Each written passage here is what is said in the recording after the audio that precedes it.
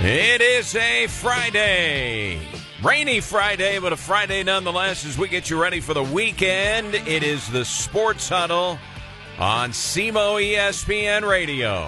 1220 AM, 93.5 on the FM dial and online at SEMOESPN.com. Eric Shawn, lead singer of the Mike Rennick Band, in studio. You can join us, not exactly in studio, but you can join us on the radio by hitting the Huddle hotline. It's powered by EBOMD, and that number is 573-334-1220. 573-334-1220. The Huddle hotline powered by our friends at EBOMD.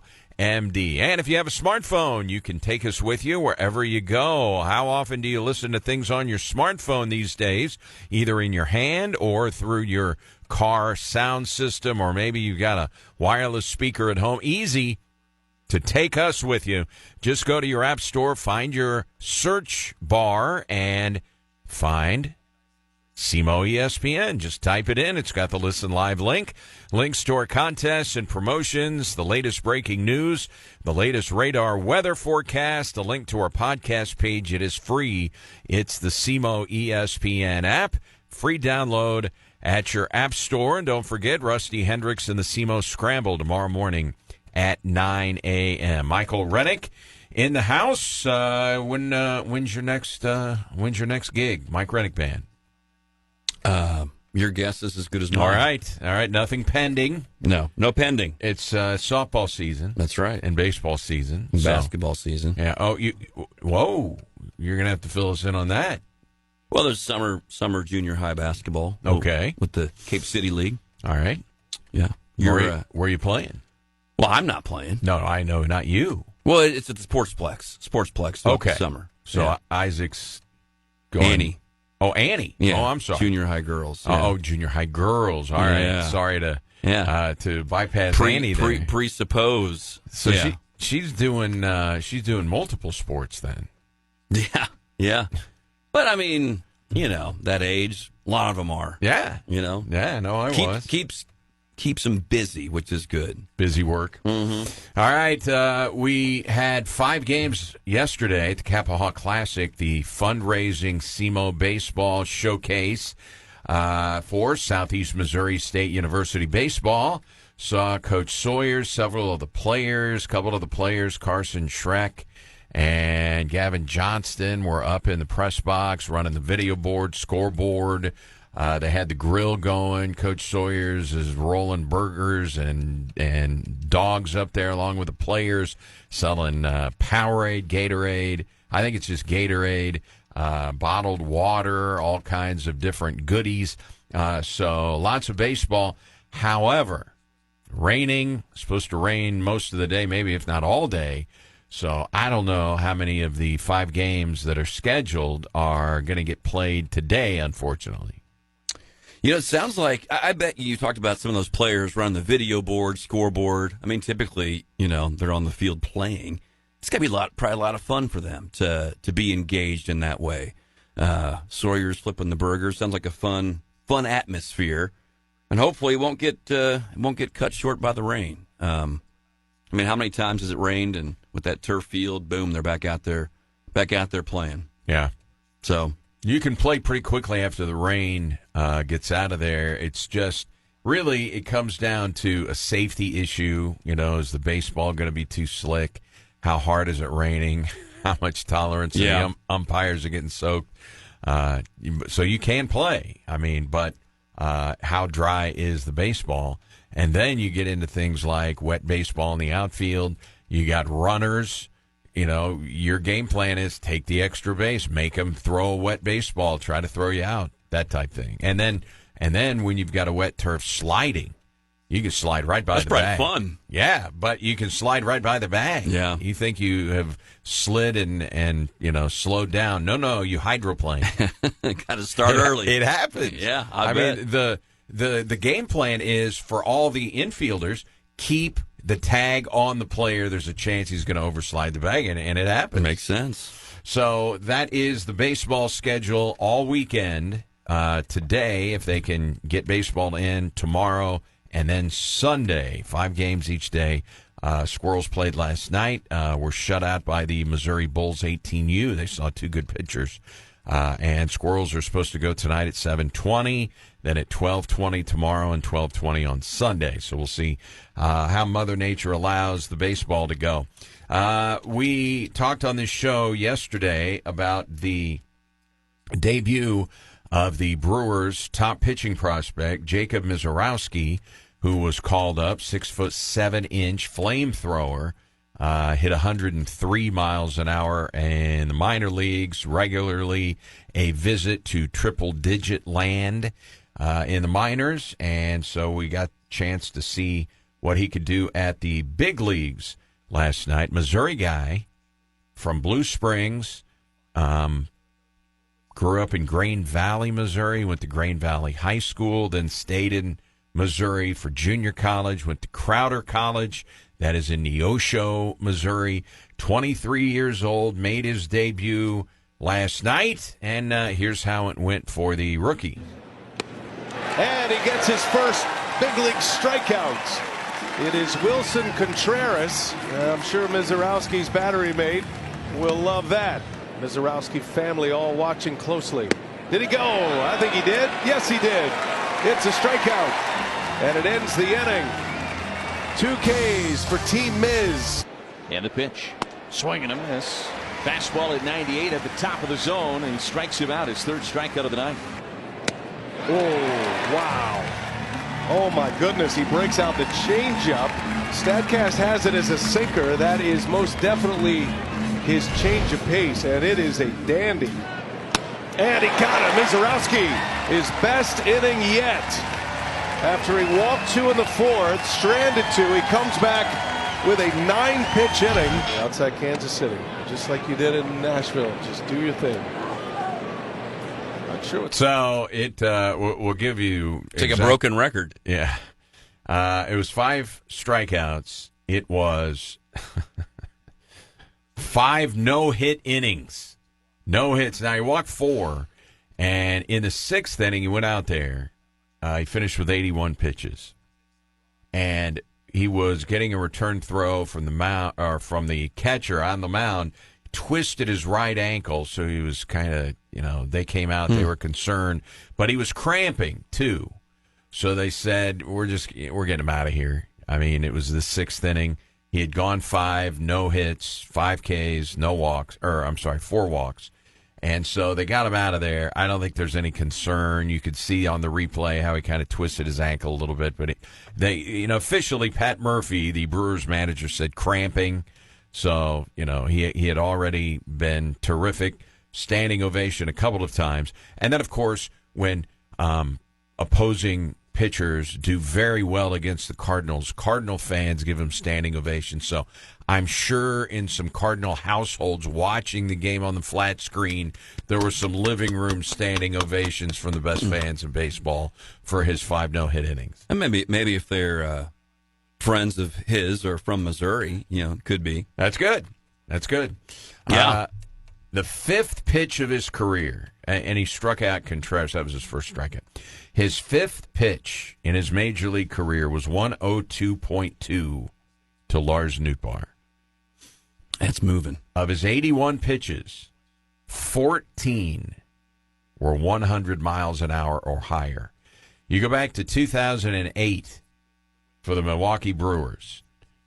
They had 8 pitches from starters from 2008 through this year, 100 miles an hour, 8. He had 14 in his first start of his career.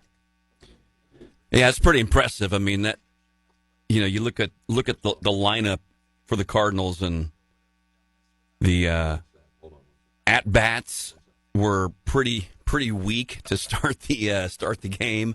But when you got a guy throwing that hard, I mean, I know these are big league hitters, but kind of the combination of throwing that hard and a guy they haven't seen before, which we always know is, death for the Cardinals. Yeah, if the Cardinals haven't seen you, it's going to be a tough night. But yeah, he was humming it in there for sure, and just man, the bats were silent.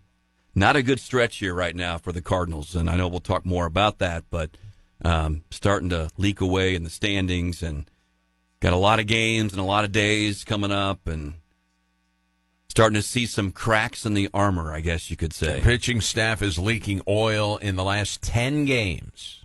The opposing team that the Cardinals are facing have double-digit hits in 9 of the 10. Yeah. And in the only one they didn't have double-digit hits in, they had 9. So there's a lot of oil leakage for the Cardinals. We'll get back to the Redbirds, but we're going to shift the baseball atmosphere to Omaha, Nebraska, where the College World Series starts today. And I checked the weather. I mean, it's mucky here, but in Omaha, no chance of rain. And it's going to be a big day of baseball at Charles Schwab Field in Omaha. 8 teams for the College Baseball World Series Championship, and one of those teams is from Murray, Kentucky.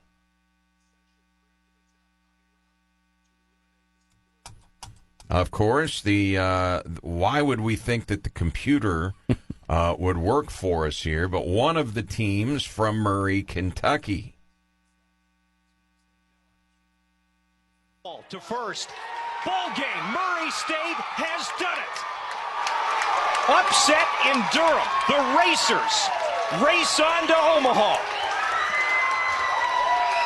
All right, I'm just so excited when the computer doesn't work for me, but the Murray State Racers are there, and a Murray State alum, former all-conference second baseman for the Murray State Racers is Dr.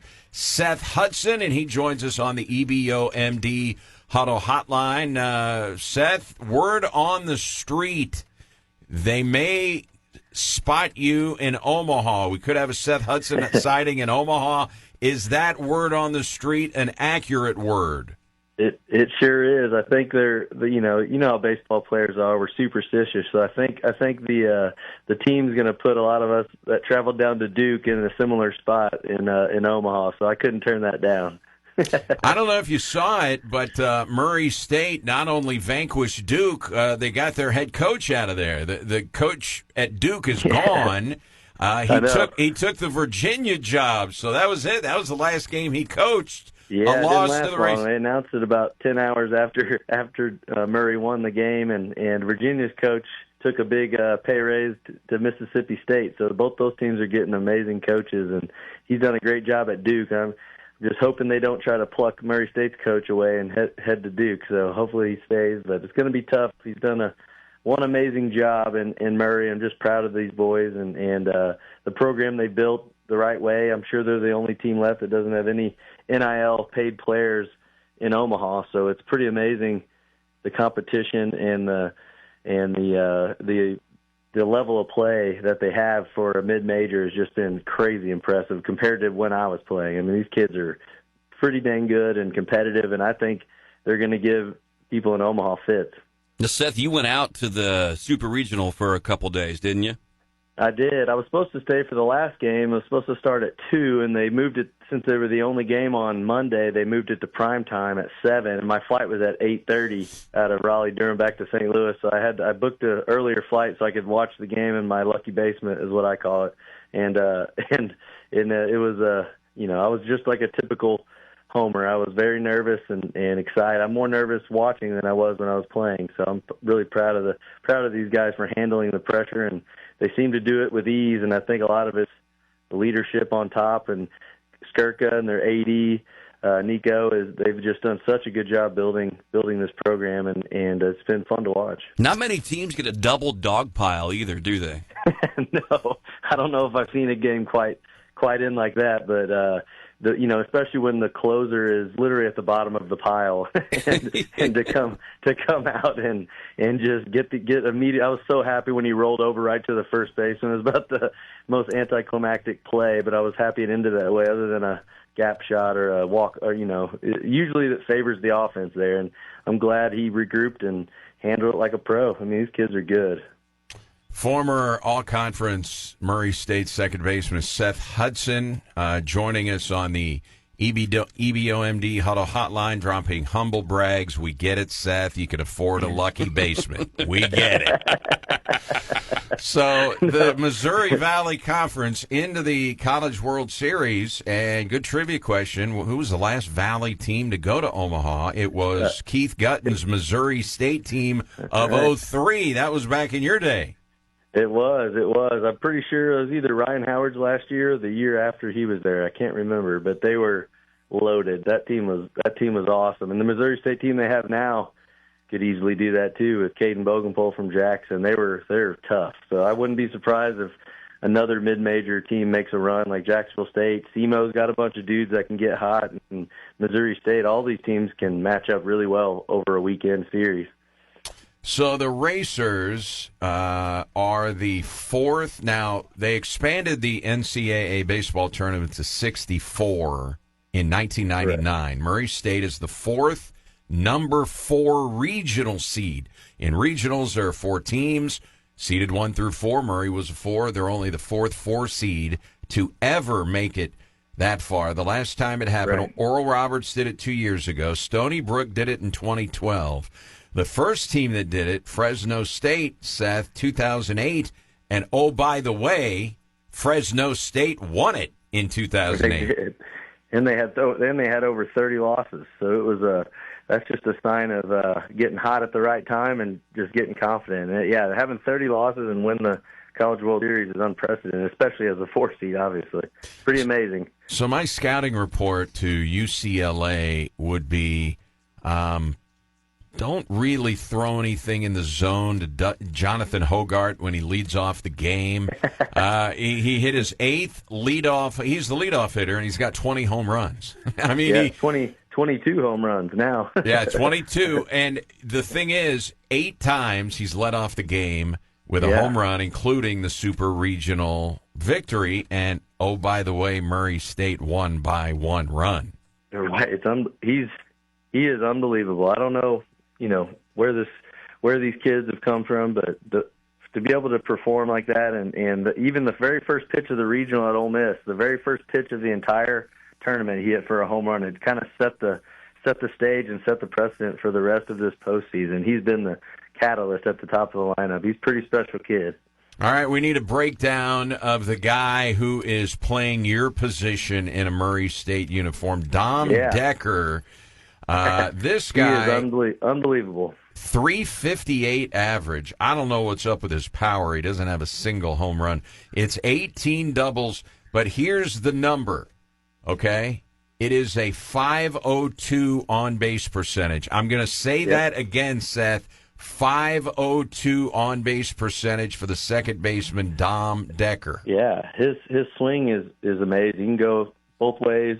Left field, right field, up the middle. His swing is on plane, stays in the zone so much, and he's really strong. So he battles off. He gets a lot of hits over the second baseman and shortstop. And when you have a swing that's in the zone for that long, you can hit it both ways easily, no matter what pitch it is. And he does a really good job at covering the plate and staying low and balanced with his lower half. He can kind of be out front, but he keeps his hands back so well. He's a tough out. He's hard to strike out. He walks a lot. He sees a lot of pitches. He's just a grinder. I think he's been on base 42 straight games, if I'm not right. It's got to be a school record. And he's just unreal talented. Seth, you had a chance in your time, watching the games, have you had a chance to meet up with some of the players during this run? Yeah, I have. Yeah, I waited after Dave Winder from Jackson's their HR guy and helps run the baseball program, and he introduced me to quite a few kids the last couple weeks, and it's fun seeing the coach. I know a lot of the coaches and administrators still, a lot of the same people, but getting to know some of these kids, they are a lot bigger and more talented than when I was playing. So it's been fun seeing the progression of these athletes all over the country, especially in mid-majors since I was playing. So they seem like very humble, good kids, and a lot of that starts with Dan Skerka and the leadership they've developed. But I'm excited. I can't wait to get out there tonight and start rooting them on and joining the thousands of Murray State people that are going to be out there. Seth Hudson, former Murray State thoroughbred, before they went change the baseball name to the Racers. I want to ask you about one guy, Dustin Mercer. Okay, this guy. He had a really good year last year. He had 294, 10 home runs. So if I just gave you this stat, 10 home runs for Dustin Mercer last year. This year he has 0. He hasn't hit a single home run, but he's hitting 360 to lead the Racers. 23 doubles, including 4 in one game in the regional, which is a school record that he had the 4 doubles. What about a guy who changes his swing? He put 66 points on his batting average, went from 10 home runs to 0, increased his doubles total. How about a guy like that who decided, hey, I'm gonna sacrifice power to just be a better team hitter? Yeah, I think there's quite a few guys just like Dom. They both are part of the reason why they get in the bullpen so much. They see, they'll see 7 or 8 pitches and 3 at bats, and you get 2 or 3 guys in your lineup doing that. The pitchers are at 70, 80 pitches in 4 innings.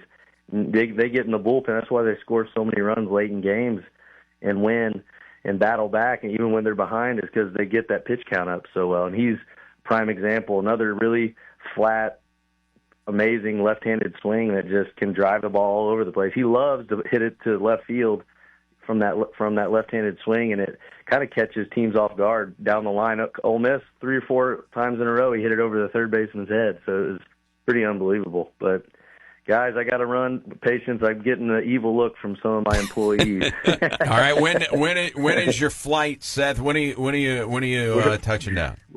I'm the last flight out of St. Louis tonight, so it's like 10:30. So I'll be getting in late to Omaha, but I'll be ready to roll in the morning. A red eye, and do you already have the lay of the land? You've already got instructions and places that people go when they're in Omaha because it's party. That's right. Murray has a bar called Let It Fly booked for the whole weekend, including the patio. So that's the alumni headquarters, apparently. Let it fly. That's Let awesome. it fly. All right. We appreciate you checking in before you head to the home of the World Series, Omaha. And, of course, everybody back here in the mid-major realm like we are as being Red Hawk fans, we're all rooting for the Racers. Well, we appreciate it, and I'll send Mike some pictures, and we'll keep them updated.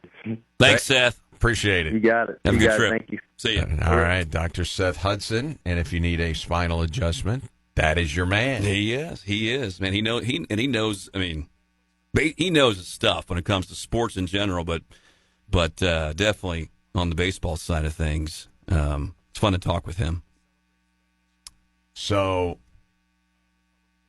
how about going from 10 home runs to 0, but you become a better hitter because you change your approach, you change your swing, and all of a sudden, you're the leading hitter that they have with a 360 batting average. When you said added 66 points to your average, and that's when it really kind of like, whoa. I mean, that's, when you hear it said in that way, that is quite a turnaround or a change.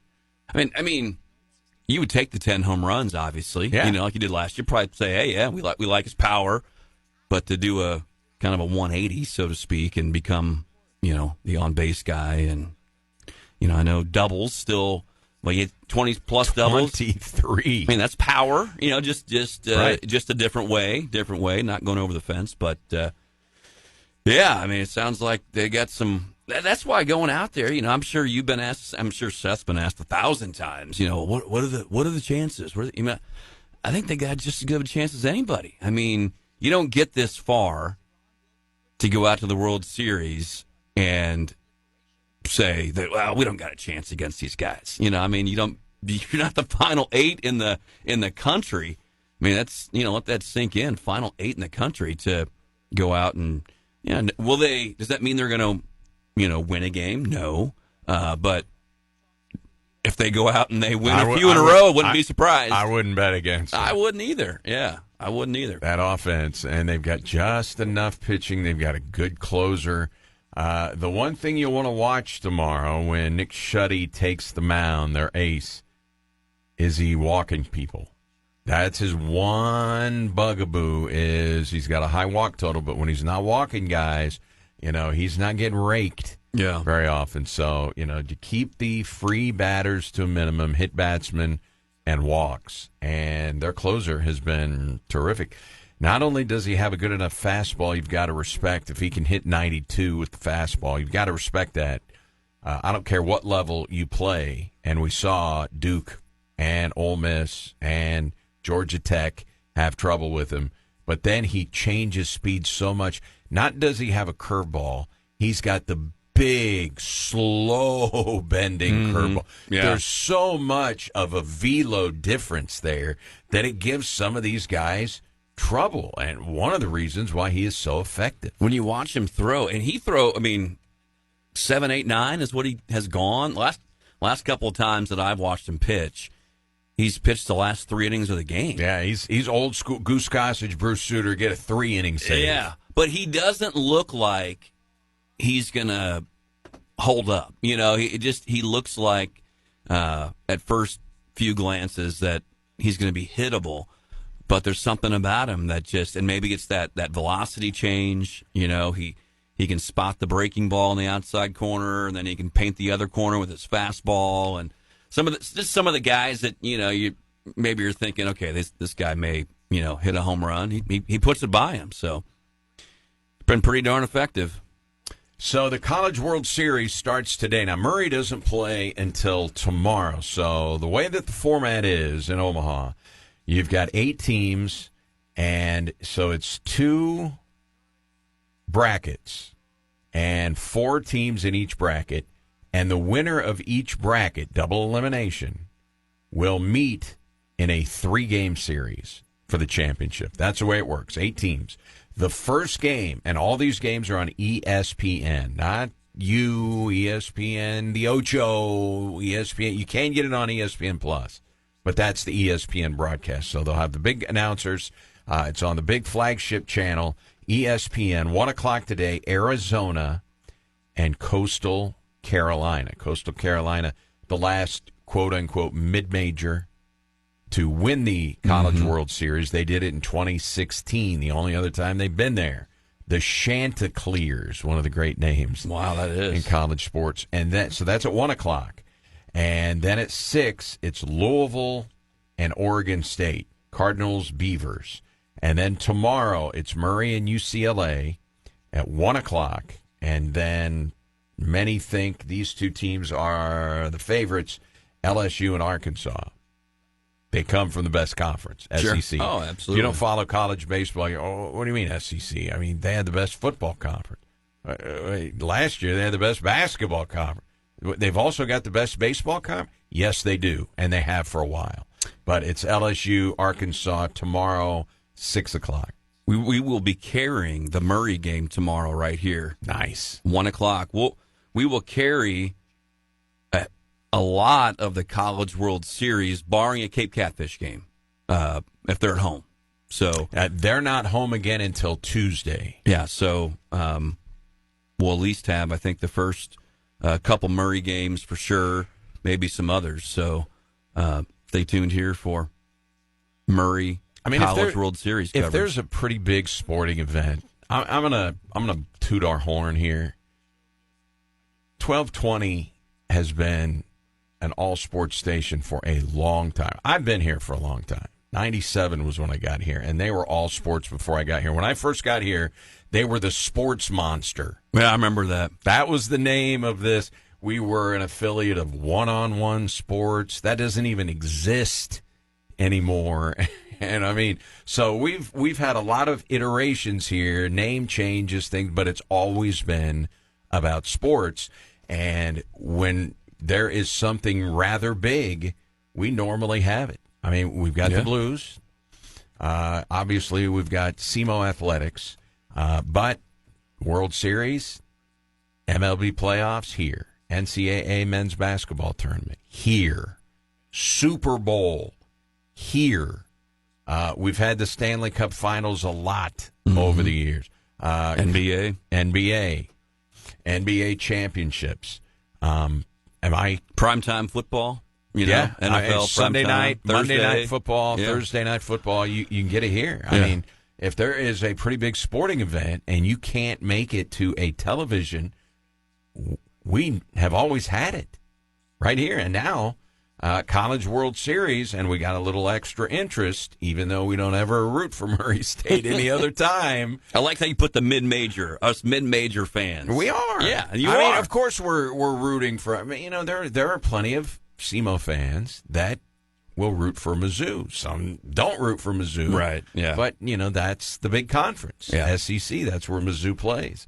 And so, yeah, you can still root for the big boys, but also be a quote-unquote mid-major fan. Sure. I do want to pass this along, this note. SEC assistant coaching news now. Tim Jamison, who used to be the head coach at the University of Missouri. Jamison, right? When Max Scherzer was there. And they had a lot of success under Jamison. Then they were, they trailed off, and they replaced Jamison with Steve Beazer. Well, Jamison ended up going to be the pitching coach for Lance Rhodes at SIU Carbondale.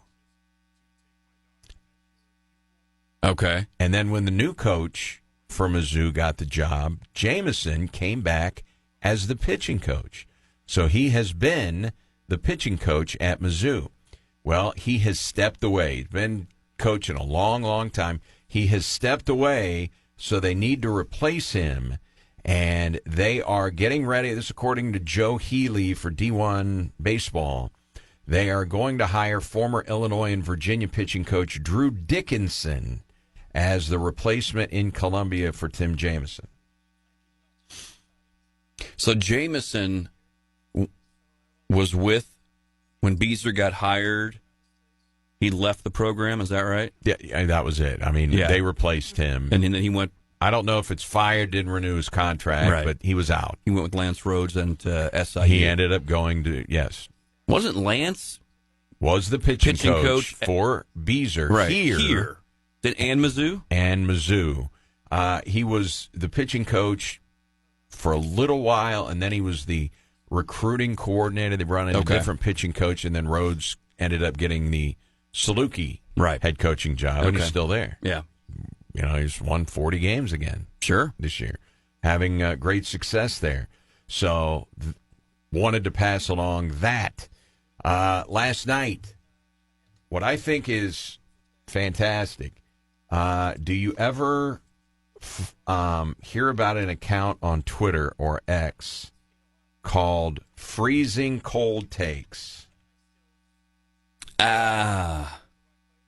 Maybe I've heard you mention it or others mention it. Can't say that I have looked at it myself. So, Freezing Cold Takes, what they do is they follow a lot of these media members that are these hot take artists. Right. And a lot of them are legitimate journalists, whether they're in radio, TV, print, whatever. And when they go out there and put out these tweets,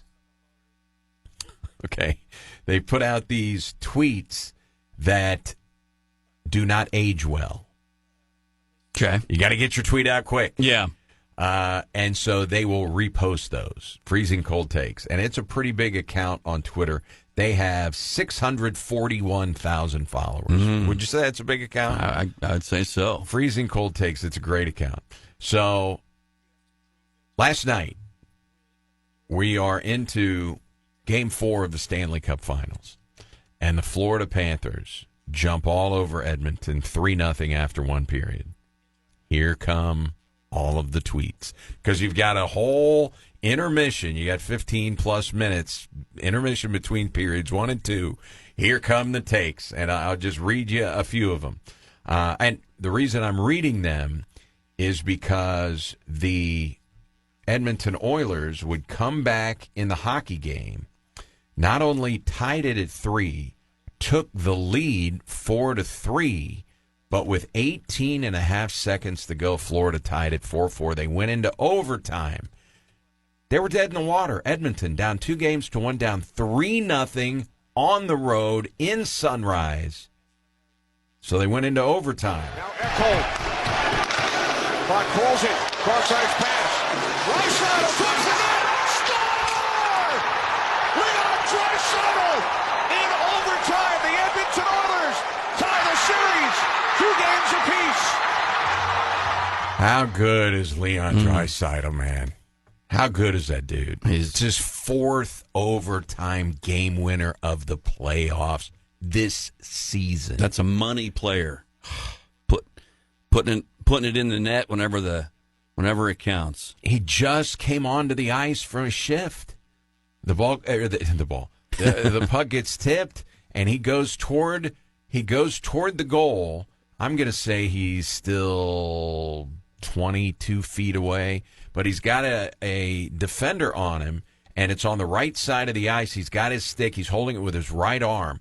He's pushing the defender away with his left arm, and with one arm flicks his wrist, beats the goaltender, and wins the freaking game. And the Stanley Cup Finals is tied. That's a series now. I mean, that could go pretty deep. So after it was 3-0, Mark Spector, who is a columnist for Sportsnet.ca, 99,000 followers up in Canada. Spector tweets out, and this is what Freezing Cold Takes reposted. 2 words to describe it, folks. Choke job. When it's 3-0, right? Yeah. So Freezing Cold Takes is all over it. Todd Furman, who's got 162,000 following on Twitter. He is a former odds maker. He's an analyst for CBS Sports HQ. He tweets out, Game 3 was embarrassing for the Oilers. Tonight is somehow worse. And he would follow that tweet up after he found out that Freezing Cold Takes retweeted his tweet of Game 3 was embarrassing, and it was for the Oilers. They got beat 6-1, and then they're down 3-0 between periods. He tweets that out somehow. Tonight is worse. He then tweets out. He retweets the Freezing Cold Takes, and he said, "I would like to take tweets that did not age well for 1,000, Alex." That was his follow. That's a good follow-up. That was follow-up. Yeah. A night in off-season country tweets a picture of Vince Vaughn laughing at the bar from Wedding Crashers, where he's just laughing and laughing. And, it is 3-0, and Picard is in now because Edmonton pulled the goalie. Right, yeah. They went to the backup goalie, and he tweets Vince Vaughn laughing. That did not age well. Adam Beasley tweeted out, how in the heck did the Oilers win the West? Frauds. And they're a litany that they retweeted, but it's Freezing Cold Takes. And they roasted people last night who came out there with their hot takes when it was 3-0. Yeah. Gotta wait till the game's over, right? I love that kind of stuff. Yeah. Fantastic. All right. I don't know if you did see this yesterday or not.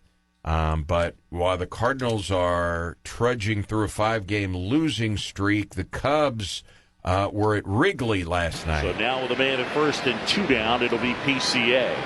And the pitch. Crow Armstrong, it's a high fly ball, deep right field, looking back, let's go! Cubs win first. Pete Crow Armstrong with a 2-run shot to right, his 18th. And the Cubs lead 2-0. Here in the 4th. Gets this fastball up and inner half, and he hammers this ball into the wind, about 5-6 rows back. Cubs beat the Pirates. Pete Crow Armstrong, that was his 18th home run. Man, he's got some pop. And have you ever seen him play center field? I don't watch many Cubs games. Oh, I thought maybe you follow him a little bit like I do. No. Okay. So it's interesting. That's the case. He's pretty fast, isn't he? Super fast. Speed demon. One of the best base stealers in the National League. He didn't hit this much with this much power last year, though, did he? Yeah, but rookie. They just brought him up, and he wasn't up the whole season. Okay. At one stretch, he could knock the bat out of his hands.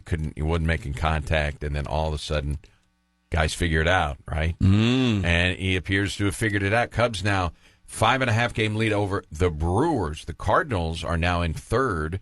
They're just a game out of fourth place. Cardinals 36-33. Here come the Reds. They are 35-34.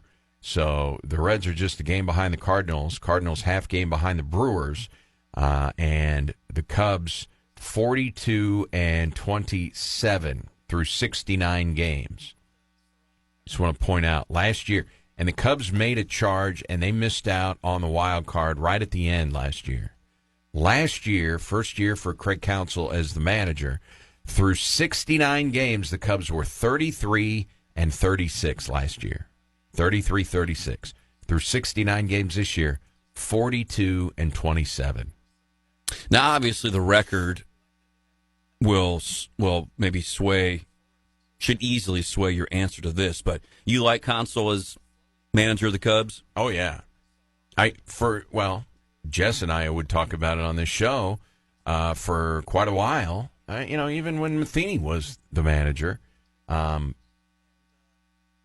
would talk about what I believed, and he I'm not going to say he wholeheartedly agreed with me, but I think he agreed with me, was I thought Craig Counsell was the best manager in the National League Central for a long time, and one of the best in the National League.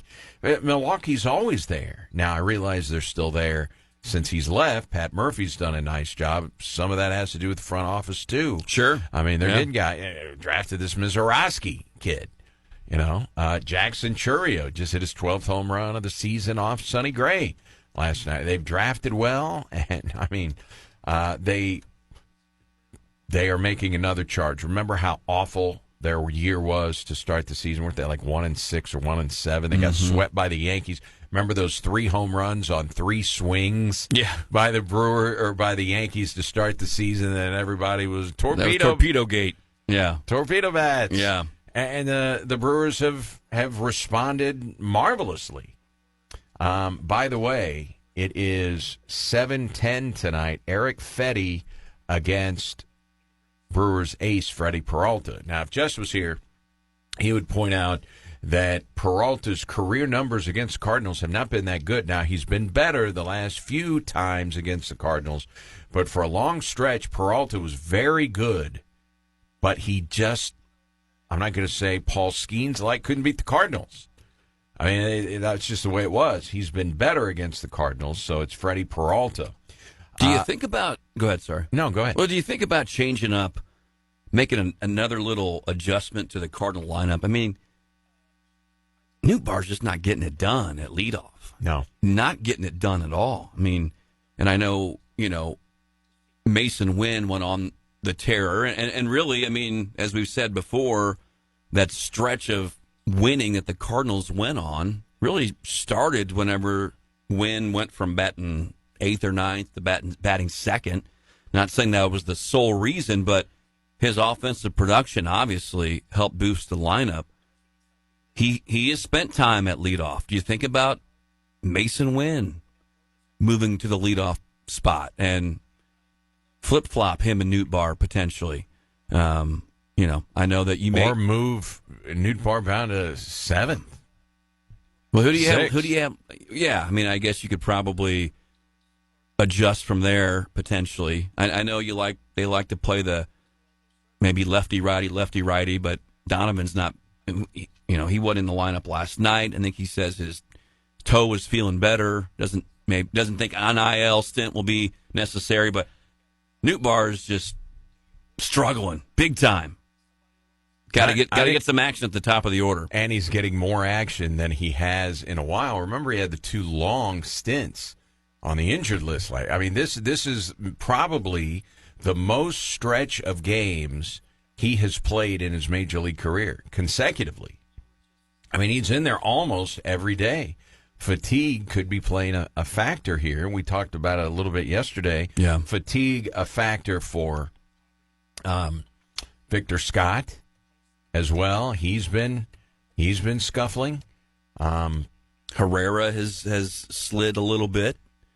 I mean, we talked about it, a week or so ago.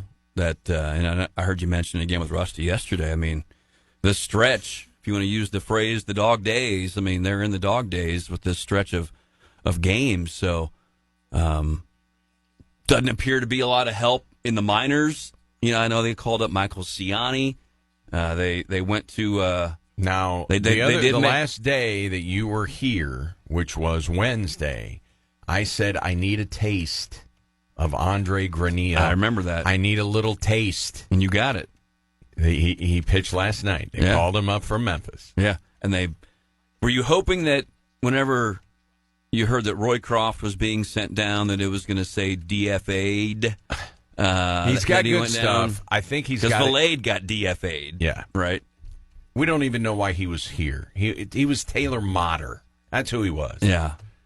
Like, people are like, why? What? Who? Why? I mean, know. At one stretch, he snapped an 0 for 31 in the big leagues by getting a single. Now, was that a Mo move? Or was that Marmol saying, he's the one what? Probably could use that Valade in the lineup. I guess, man. I mean, it's just brutal. So we'll tell you what Andre Granillo did in his major league debut. He had the great numbers, a 1.82 ERA at Memphis, all relief appearances, 46 Ks in 29 innings, and an 0.84 whip. How did he do? And how about this? Basketball news. Rule changes, college basketball. We'll see what Mike Rennick thinks of the new rules. When we come back, a little college hoops talk. It's the Sports Huddle. Sports Huddle, SEMO ESPN, 1220 on the AM dial, 93.5 on the FM side, and online at SEMOESPN.com. Eric Shawn, lead singer of the Mike Rennick Band, in studio. And as we get ready for baseball today, I don't know how much we'll play at Kappaugh today, the Kappaugh Classic, 5 games. 10 teams and 5 games yesterday. We'll see how the weather allows things. In Omaha for the College World Series, weather looks terrific. No worries about rain there.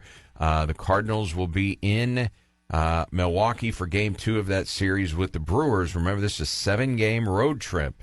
7:10 tonight. This is the latest start time that they will have. Tomorrow it's 3:10, and then getaway day Sunday, 1:10. Day off Monday. The last day off in the month of June before the Cardinals head to the Chicago White Sox. Mike, the NCAA Playing Rules Oversight Panel has approved several measures designed to help improve the flow of men's basketball games. And that includes the addition of coaches' challenges being the biggest change. So, coaches, Brad Korn, can now challenge at any point in the game out-of-bounds calls, basket interference / goaltending, or whether a secondary defender was in the restricted arc area. Now, if you're unfamiliar with that restricted arc, it's under the basket, and if you are standing there with your feet on the arc and a guy steamrolls you, it is not a charge because you're in the arc. That arc does not exist for the women's game, though, does it? Yes, you're correct. So the secondary defender, so explain that. Or say it again. Well, any defender. I mean, if they're in the arc, okay, you cannot draw charge. Right. But what's the now you can go back and see if that was the case. Yeah, could you guys take a look at it and see if he was in the arc? Okay. So, borrowing from the NBA challenge rules, a team must have a timeout to request a review. If the challenge is successful, teams get an additional replay challenge for the rest of the game. If the initial challenge is unsuccessful, that team will not be able to challenge for the rest of the game. You get one challenge. If it's successful, you get the challenge back, but just that one. You can get a successful challenge again, but you don't get an additional one after that. So you have to have a timeout left. Is that correct? Correct. If you get the additional challenge, do you still have to have a timeout left? You do. So you always have to have a timeout left, because if you lose the challenge, do you lose your timeout? No. But you still have to have the timeout left. Okay. Right. Okay. Now, officials can still initiate video reviews on goaltending, restricted arc plays in the final 2 minutes of a game Out of bounds reviews can now be initiated by only a coach's challenge. So in other words, did it hit this guy or this guy in the final 2 minutes? They're not going to the replay anymore. It's taking too long. Yeah. People are getting frustrated with it. Officials will also continue to use instant replay for timing, scoring issues, flagrant fouls. So, that is not going to change. And they're doing a little change to the flagrant foul rule. If there's contact to an opponent's groin, anytime that we can get a superfluous groin reference on the show, we will talk groin if we need to. There is also, quote unquote, this is interesting, positive momentum, Mike, for moving from halves to quarters. The NCAA Men's Basketball Committee has recommended Division I conferences create a joint working group to explore that potential change while acknowledging there are obstacles to overcome before implementing it. The women have done it for several years now, 4 10-minute quarters. Basically, men's basketball. That's international rules, by the way. They go 4 quarters. NBA, they go 4 quarters. The only game that does not play 4 quarters, basketball, only game. Right. Pee-wee, Annie plays 4 quarters. Correct. High school, 4 quarters. Correct. Women's college basketball, 4 quarters. Correct. NBA. Correct. G League. Correct. International play. Correct. The only sport that does halves is NCAA men's college basketball. That's it. That's it. That's the list. So what is the obstruction to moving to quarters? Like other than, well, we've always done it that way. It's one of the big wins. Was probably a big one. I know there's media timeouts, and there's those sort of things. I mean, you think you could work that out? Yeah, you could work out the media timeouts. There are it seems like with women's basketball, there are fewer media timeouts. Which I know. But I know that I don't think that's actually true. Probably have to figure out, how you're going to decide if they make it into the bonus. I mean, some of that stuff. And that's a big difference. Yeah. Because in men's basketball now, 7 fouls, you get a 1-and-1. Right. Until 10, and then it's double bonus. Correct. 1-and-1 went away with halves in women's basketball. You get to 5 fouls, it's 2 shots. 5 team fouls in a given quarter, 2 shots. 2 shots, and the fouls reset each quarter. Yeah. So there is no more 1-and-1. It's 2 shots in women's basketball. Now, you would think they would go with the same rule as that. I don't know. That doesn't just mean automatically they go with the women's rules. Right. And then one thing they've implemented in women's basketball that I hope, and I've been hoping for a while since the women did it, that the men do it, in the final minute of a game, final minute, a timeout by the team with the ball. So in other words, a basket is made, they're taking the ball out, timeout. You advance the ball to half court in the final minute for women's basketball, and it has created more excitement at the end of games. Sure. I mean, how many times when you're watching an NBA game and there's like 0 time left, basically, but they have a timeout, like they're going to be able to advance the ball, and Game 1 NBA Finals, they get a shot off. Halliburton hits the shot with 0.3 of a second to go. Timeout because of the advancement of the ball, and they advanced the ball when the Thunder were inbounding. They threw it up near the rim, and it was tipped away, and that was the ball game. But they had a chance because they advanced the ball to half court. But the only entity that does not use quarters in basketball is NCAA Division I men's basketball. That's it. You would think if they're looking at it from a fan experience or trying to gain fans, to have as much, symmetry between the two would be advantageous, And I know not every school sets things up the way the OVC does, where you have a women's game, then a men's game during conference. Many of them do not. Right, that's playing the exception to the rule, OVC. Yeah. And I love it, and it's good for us. Sure. Because as far as broadcasting games, because we know it's good. 95% of the time we're going to be a doubleheader. Sometimes the women will play on Wednesday and the men will play on Thursday. That's rare. It happens on occasion. But for us and our broadcasters, we got the women's game, boom, you got 35 minutes in between, then we got the men's game. But it's nice to have, if you're sitting there watching both games, that the rules are pretty much the same in both games that you're watching. Yeah. So I'd like to see the rule change. I don't quite get it, but now it would be very much different for a lot of people. I don't fall into that category because of what we just said. I've been calling SEMO women and men for a long time, so I for several years I've been broadcasting women's games, so I know those rules and the quarters and advance the ball to half court and no more 1-on-1 free throws and all of that stuff. So I'm very familiar with that.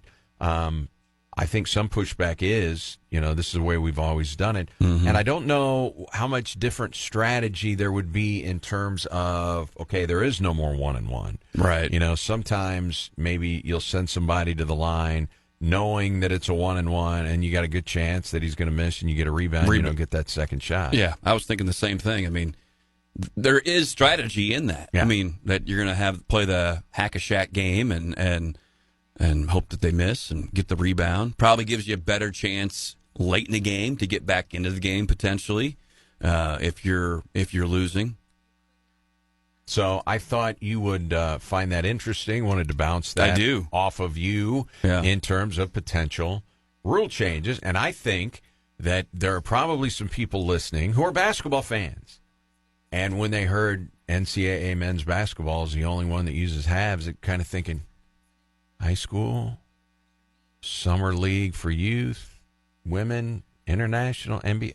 Yeah, it is. Mm-hmm. I'm sure there's some people, I never really thought about it. That's it. They're the last holdover of 20-minute halves. So. Now, what I don't know, and maybe you do, is that like junior college, men's junior college, are they playing halves? Boy, I have not called a junior college game in a long time. I'm assuming the other, the NAIAs and the other divisions of NCAA probably. Boy, I don't know. Are playing. I don't know about junior college, NAIA. I have to research that. We'll put the staff on that one. The last time I called a JUCO game was before I came here in '97. Was John A. Logan College. I broadcast some games for John A. Logan men and women. While I was over in Carterville. My guess is they play halves, but my buddy Kenny Hosler, junior college, they still play halves. Okay. So there you go. Yeah. Probably keeping it consistent through the ranks since those guys will potentially be in the NCAA at some point, Yeah. All right.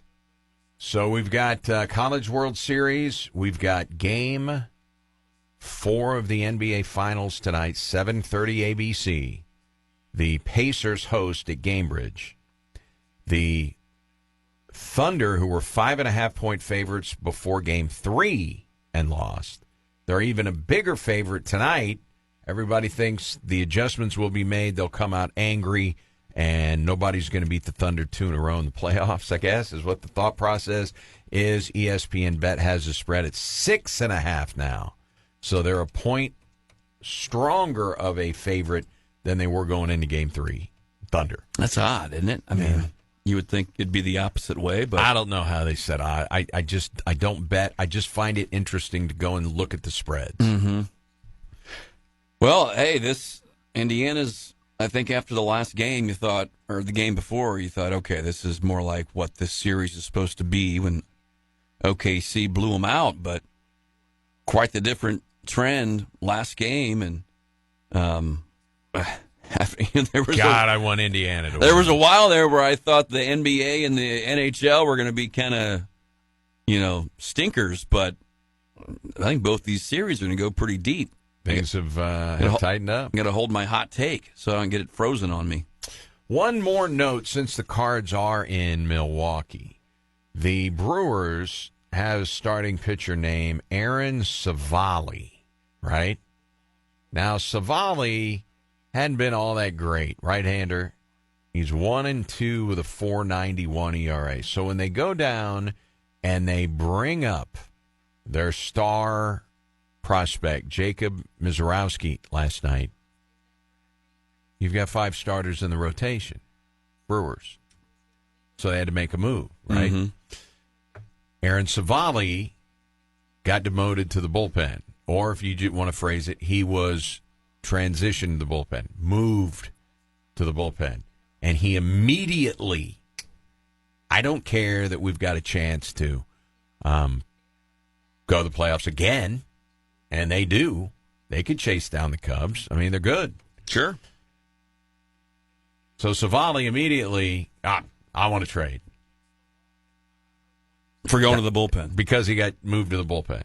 Not, okay, let me fight my way back into the rotate. No, I want out. So the Brewers, this was yesterday. Well, actually, he requested the trade either yesterday or 2 days ago because it was announced, I think, 2 days ago. Mizorowski found out that he was getting the call-up. So the Brewers said, okay. And they traded him today, Savali. To the Rockies. The White Sox. The White Sox. So they said of the baseball Siberia, good luck, Aaron. Thanks for stopping by. Appreciate you coming out. Sox have been playing a little bit better as of late. Little bit. They set the modern record with 121 losses. Yeah, but I think that's going to get beat this year. Rockies were on pace for 133. The Cleveland Spiders lost 134 in their 1 year playing pro ball prior to 1900. But the Rockies with a big rally yesterday, and they avoided a 4-game sweep at the hands of the Giants. They won 8-7, so they may not lose 134 games and tie the Spiders. A lot of games left. And if you are scoring at home, the Chicago White Sox, 21 and a half games out, they are 23-46. Well, welcome to the South Side, Aaron. Yeah. Yeah. It's the old be careful what you wish Ask for. Yeah. Yeah. So yeah, you hate to see that. You know, I mean, like, come on, be a team player.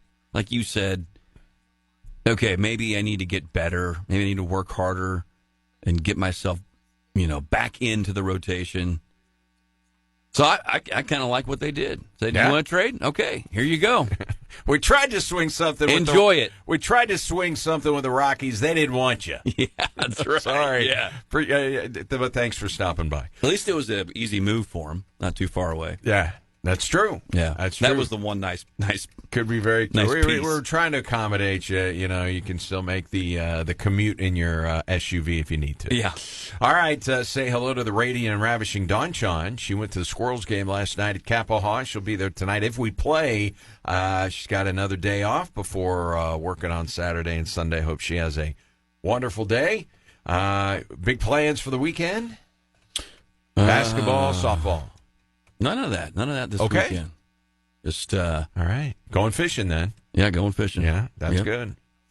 All right. We will be back bright and early on Monday, recapping everything that went on over the weekend. Cardinals have 3 games before we meet back here on Monday. How many do they win?